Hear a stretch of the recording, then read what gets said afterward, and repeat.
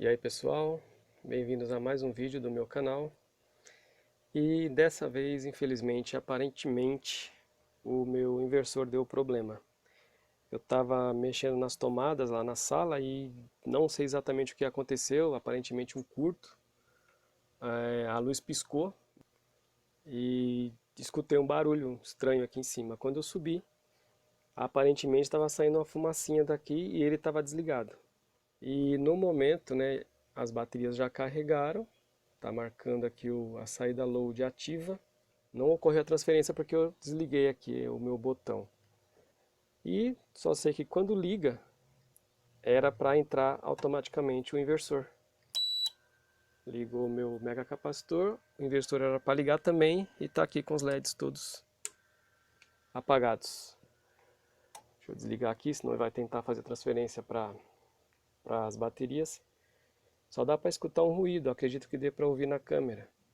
Vou até aproximar aqui para ver se consegue captar. Olha, ele não liga. Somente piscam os LEDs aqui de imediato. Mas não funciona, já resetei aqui e nada de funcionar.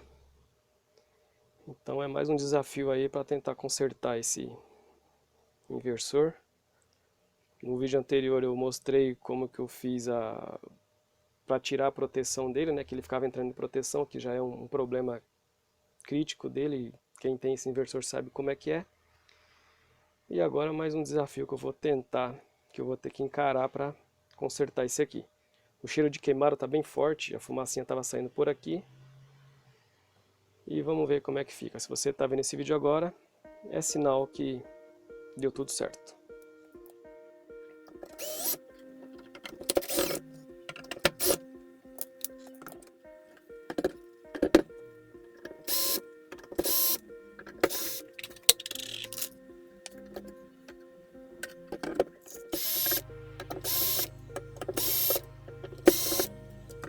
Bom, eu fui muito relutante aqui para poder desmontar o aparelho.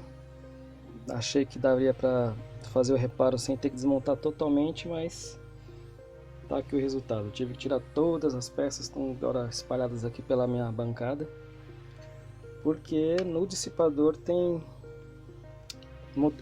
parafusos por baixo. Como vocês veem aqui neste aqui que tá bom, né? São 4 parafusos.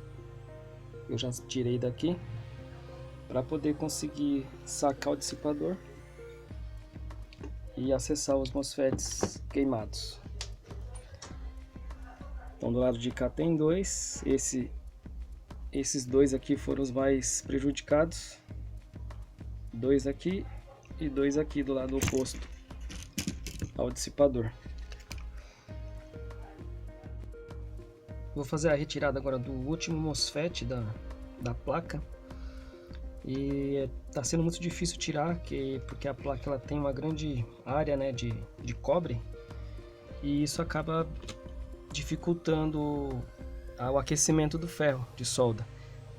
Ele consegue até aquecer, só que o calor maior é dissipado na própria estrutura da placa, que ela é toda cobreada, uma grande área cobreada. Aí para isso eu estou até usando aqui, usei um outro ferro de solda que eu tenho de 60 watts para tentar tirar com mais facilidade, porque o furo acaba ficando entupido de solda e eu não consigo remover com o de 40 watts. Então eu vou aquecendo ele aqui aos poucos e por baixo eu vou puxar com este alicatinho de bico aqui.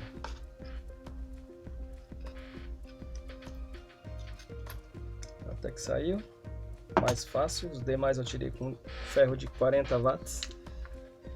Agora é limpar os pontos de solda, os furos metalizados com sugador de solda.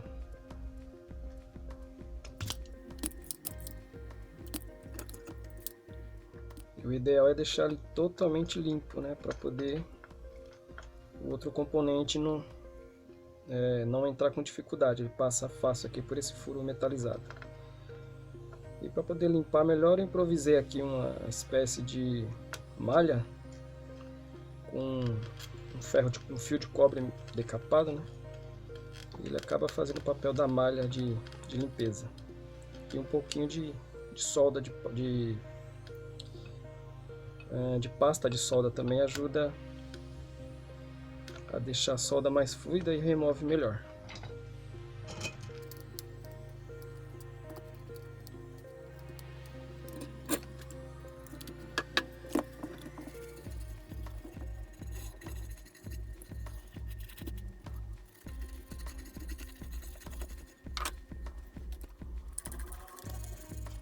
Agora sim, ficou bem limpinho. Então tá no jeito para receber o novo componente. Olha aí, galera, o estado que ficaram os componentes. Esses aqui, até que a aparência deles não tá muito feia, né? Aparentemente não tá queimado. Agora os demais estão bastante danificados. O curto foi tão violento que um dos terminais dele estourou, sumiu. Esse aqui também.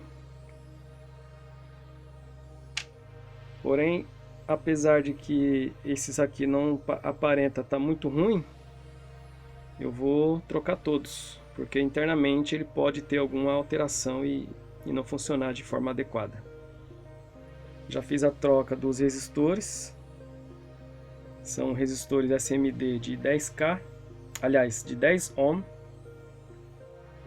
Mas como eu não tinha SMD, acabei colocando resistores comum. Vai funcionar da mesma forma. Eu não tenho ainda todos os componentes. Vou ter que procurar aí, vou gastar bastante tempo aí pesquisando sobre eles. Uma tarefa que nem sempre é fácil, né? Achar componente para inversor. Então eu vou encerrando o vídeo por aqui. Para você que não é inscrito, se inscreva no canal, ative o sininho de notificações para que você não perca o próximo vídeo referente ao conserto do inversor Xantrex. Então um abraço a todos e até o próximo vídeo.